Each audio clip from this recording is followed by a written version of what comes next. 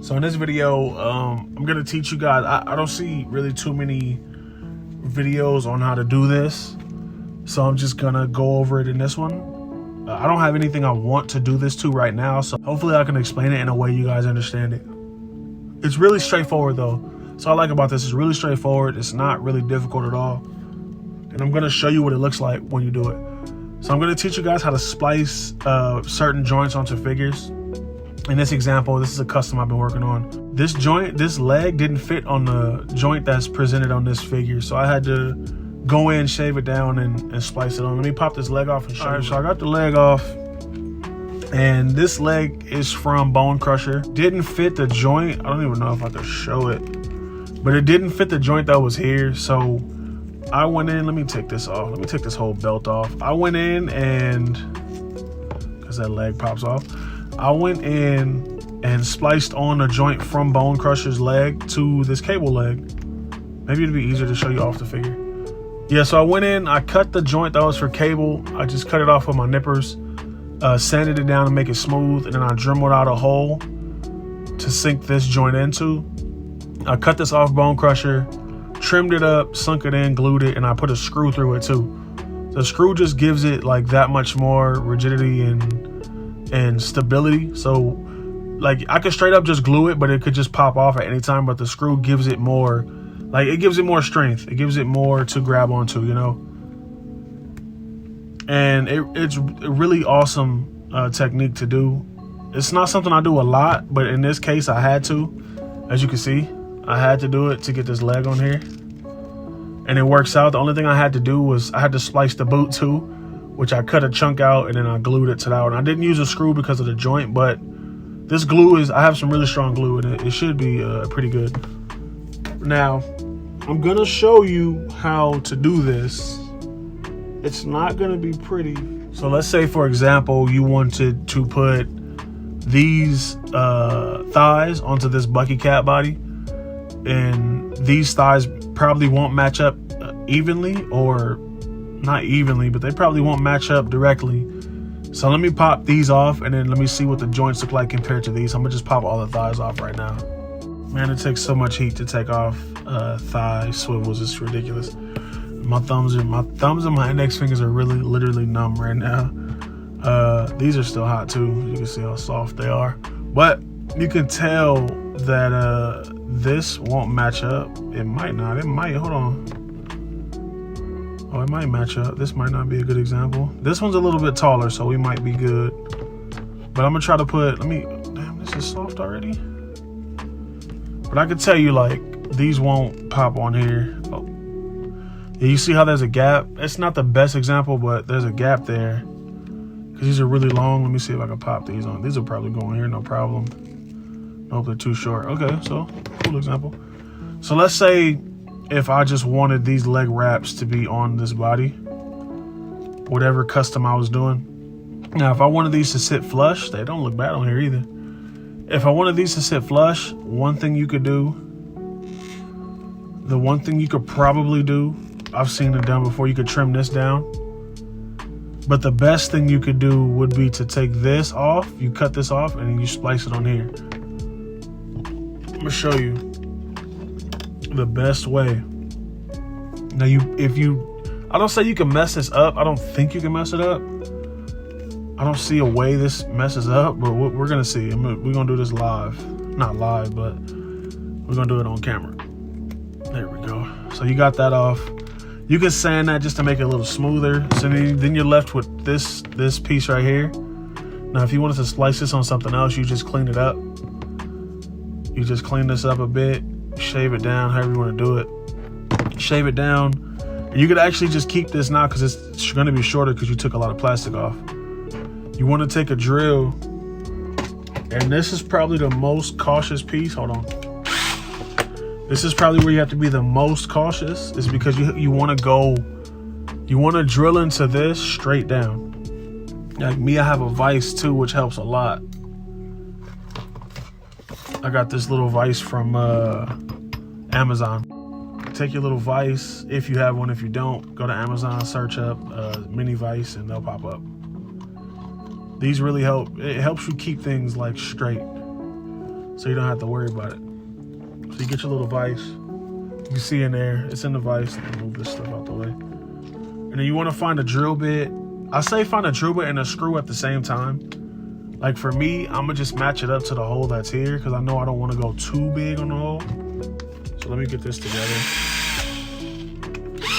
You don't want to go too big on the hole, but you want it to be, that's why I said find a screw and a drill at the same time, because you, like, say you drill out the hole and you have screws, but the screws are too big, then you ruin the joint. But this is, you can also do the screw trick on here too. That could work. But let's say you don't want to do that. You can just drill in like this. Like I said, find your hole, go dead center. Try to get as center as possible. I say, ooh, that slipped off, so that's not tight enough. I'm gonna say go slow. I went slow the first time I did it. I'm gonna say go slow, be easy, because if you mess this up, you only got one other try if that's like all the fodder you have, I guess. But you wanna go slow, find your center point, push it through. So I'm gonna go slow first. See, I'm off center, you see that? But I'm gonna just go through with it because I need to do this for the video.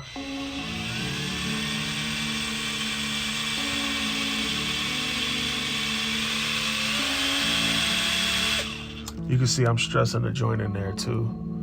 Where am I at? Come on, camera. Yeah, I am. You see, you can see that I didn't go straight through, so. But I'm through now.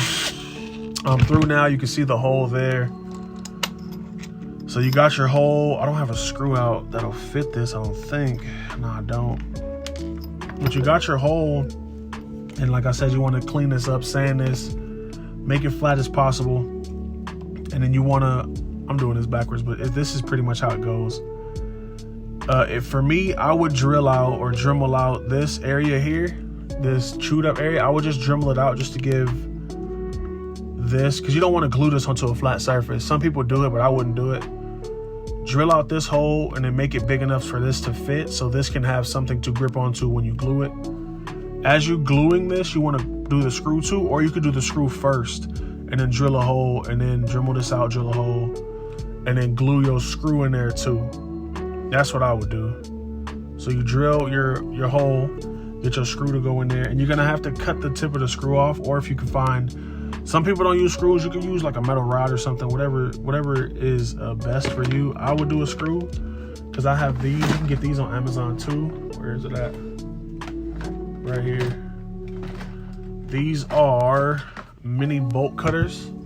These are really good for cutting off tips of screws and stuff. Like, you have to give it a couple tries. This one might be too big to cut, but you have to give it a couple tries. I want to say this was like 10 bucks on Amazon, 15 bucks. I might not cut this one. Let me see. No, it's not gonna cut. But this will cut screws for sure. I've done it a lot. This will cut little metal rods too. You can get, if you don't have metal rods, you can get metal rods from Home Depot. They look like little flags, but you can use the rods for anything. That's what I have. And I think they come in packs of like 100. So you can get a metal rod or a screw, whichever you have, and then you can pretty much glue that in. If you're gonna do a rod, I suggest going smaller than this. This hole is too big. My plan was to use a rod, but this is a 3/32 drill bit, and it's too big of a hole, so that's why I use a screw. But yeah, you get all that glued together, and once you let that dry, you pretty much have a spliced joint. Now, the reason I said I did it backwards is because I was supposed to put this joint on here, and I just totally spaced. But it's the same process. You cut it off, you make your hole, you glue it, you glue the screw in, or you screw it in, then you glue it in, however you want to do it. And you should be good to go. Hopefully I explained that. I'm hoping that me doing this showed you. This is not, I didn't go over it like in depth, but this is the beginning, the gist of it. And it's gonna take you a couple tries. So I say practice this on some figures you don't care about. Don't do it on your main custom. Practice this technique on something you really don't give a damn about, something you know you can just mess up, and just, I say practice it. I've done it a handful of times, but I've done it enough, and I've seen people who've done it enough to know, like, to get the gist of it. But if you're nervous about it, or if you've never done it, practice it a couple times, and it's pretty easy. You don't need a vise. You can hold it. I just like to get the little tools I see my homies use on Instagram, and they really help things speed things along, but you don't need it. You can hold it if you want, if you're comfortable that way. You can drill it down like this if that's what makes you comfortable. However you want to do it. A vise on Amazon. This is on Amazon for like 10-15 bucks. 10-15 bucks on Amazon. I don't know if you don't or do have a drill. I would use a drill over a Dremel, because Dremels are like, I can't control it. I can control like the speed of this better than I could do a Dremel, and it's at the tap. I don't have to like flip a switch and then get it over where I need to go. So I got this from Walmart, or you can get a drill from Home Depot, wherever, if you don't have one. Amazon too, I'm sure. But yeah, that's how you splice joints. That's exactly how I spliced this one. This one I did all of those steps. I drilled the hole. I cut the tip off the screw. I actually glued the screw in too, though. So I glued the screw in, and I glued this to the leg just to make it that much more strong. And then I got the leg on there, and it looks really good to me. So, you know, like, comment, subscribe. Let me know what you think about this in the comments. If you've done it, if you haven't, if you're gonna try it, let me know. And thanks for watching.